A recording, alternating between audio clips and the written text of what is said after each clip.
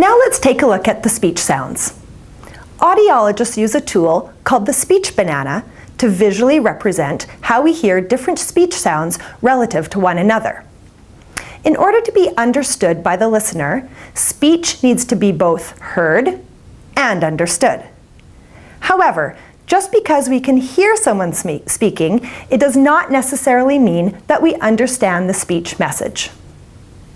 When we are speaking to a group of students, we want to be understood, and to do so, we often raise the volume of our voice. However, there is a problem with this approach. The speech sounds that are responsible for speech volume are the vowels and some low-pitched consonant sounds. You can see these sounds highlighted on the speech banana on your screen. Since these vowels and low-pitched sounds have so much speech energy and power, they are the only sounds that get louder when we raise the volume of our voice. To illustrate this, please say the words thin, fin, and sin. I will pause a moment to let you say those words. Now yell those words. Go ahead. Which speech sounds are made louder? The initial consonant sounds or the vowel sound? The speech sounds that are responsible for speech understanding are the mid to high-pitched consonants.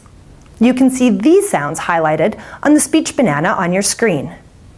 Think again of our thin, fin, sin example. The initial mid and high-pitched sounds have very little speech energy, and try as you might, you cannot increase their volume, so they are easily lost in conversation, especially in the presence of background noise. When we talk loudly, we tend to punch the vowels.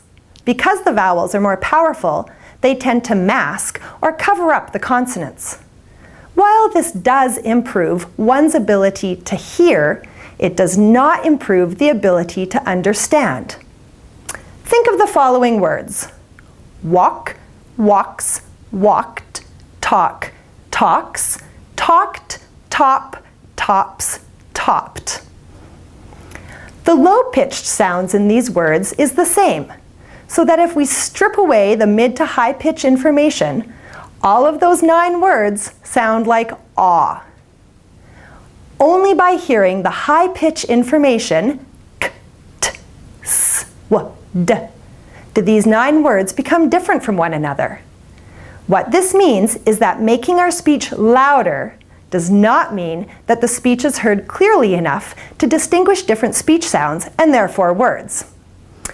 If students are unable to hear the differences between sounds, letters, and words, then learning the rules of grammar and spelling becomes more difficult, as does making the speech-to-text connection.